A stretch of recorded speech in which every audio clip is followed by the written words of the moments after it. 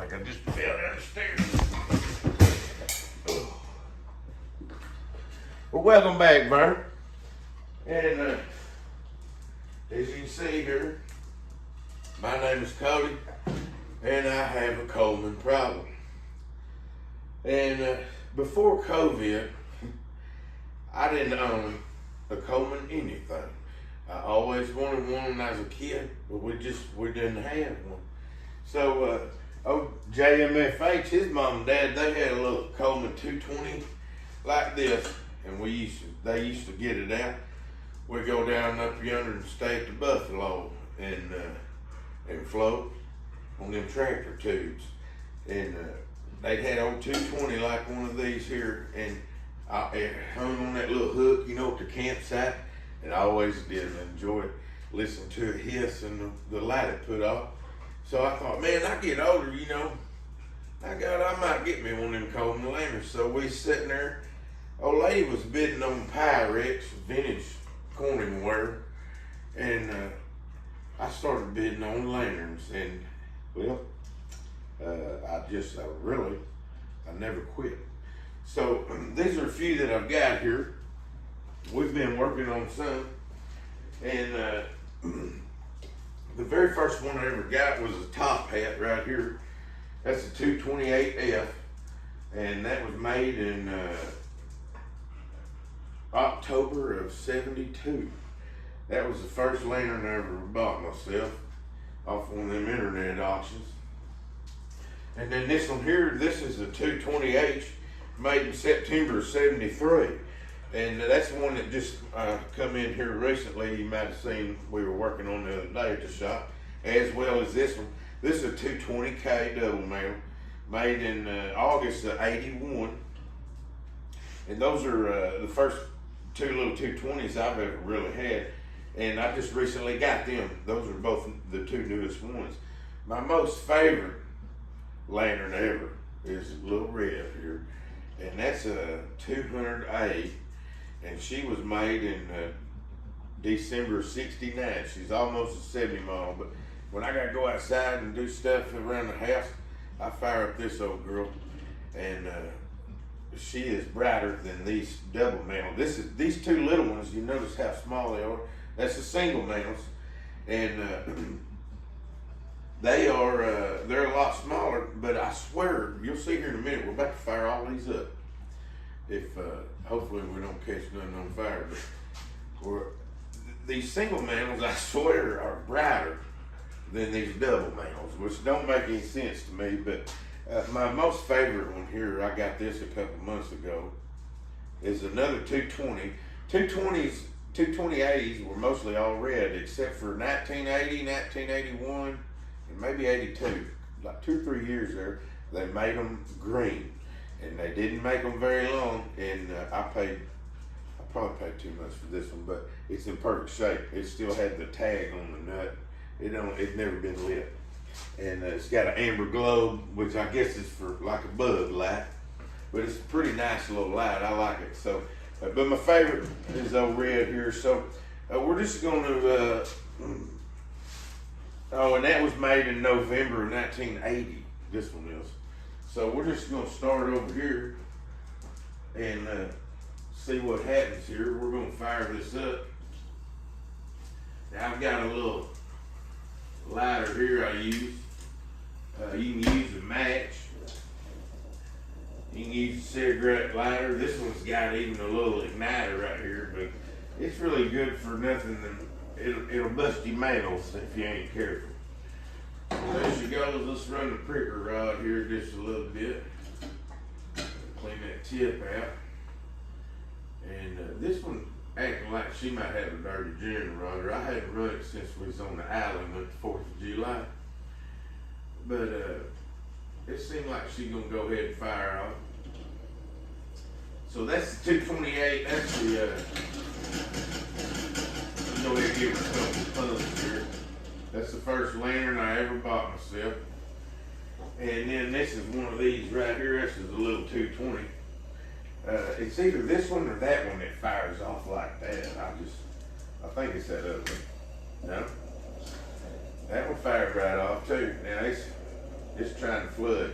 This is the one that was really stopped up. The burner tubes were really stopped up with dirt dollars. Any ladies trying to get out of the garage. You don't want to open that main valve too fast or they'll flood out. There she goes. You can hear it hissing now. So I've already got all these pumped up, obviously. But normally you'd have to sit here and pump them 30, 40 times to get some pressure on them. So let's go ahead and turn her. That's the one that fires like it's brand new.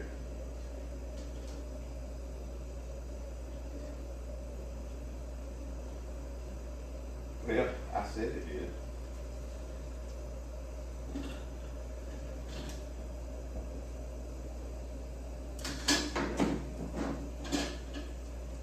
It may need to be pumped up too. It might not have any fuel in it. I just test burned them. I didn't put much fuel in this thing. And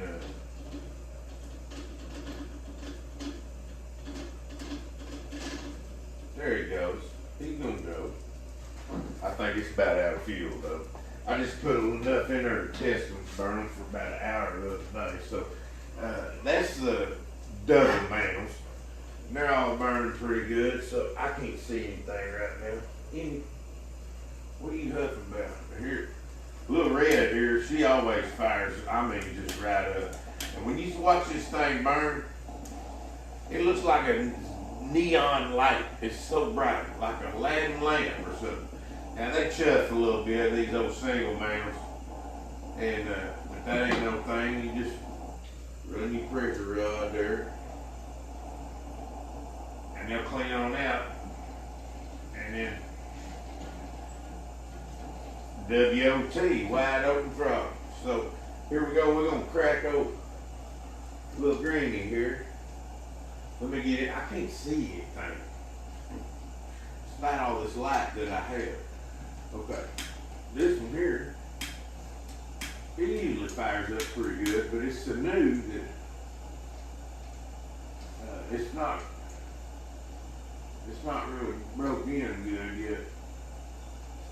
When you first crack that valve, you know, and then you hear that, it'll take a little bit, it'll hiss, and then it'll start spitting it. That's when you know that gas is vaporizing and you're good to hit turn your fire on or strike your match. So he's gonna go ahead and fire off. Now this one would be this bright if it had a clear globe in it, which it doesn't. It's got that amber glow, but okay, so there it is. They're all fast burning. Hang on just a second, we'll be right back. Okay. Now, hang on, let me grab you, Vern. Now, they're all burned. That's the 228 from 72. That's the 220 from 72 or 73. That's a 220 from 1981. That's a 200A single mantle from 1969. That's a 200A single mantle from 1980. So, almost a Randy Travis song, isn't it? But boy, I'm gonna tell you, if we's on the island tonight, we might have them airliners circling on final approach, man. Let's see what we got here. Well, we got these outside lights, they still on. I mean, they put out a good light. I just love that little amber glow one right there. That's one of my favorite ones.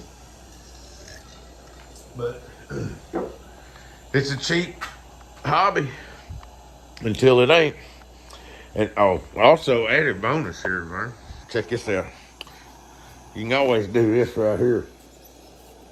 If you're out in the wild and you ain't got no bit to flick, look here, Vern.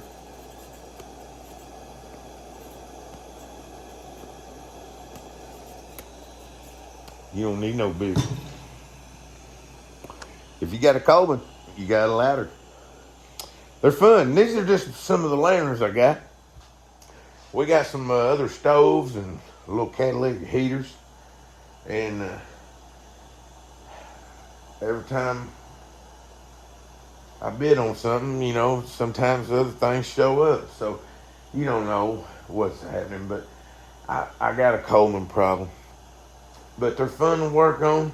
I've never had one that I couldn't get running within 30 minutes or an hour getting it out of the box. And they're good. They make a good light, and you don't need no batteries.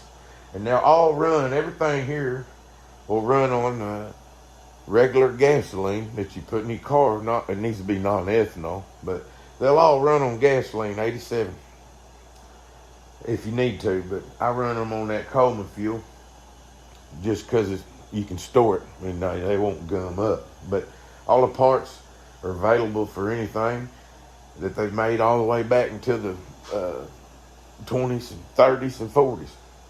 So you can get parts for them still, and ain't much to them. But this is my little Coleman edition, and we're going to try to not burn the house down. Will they put out some heat? We'll see you, Vern.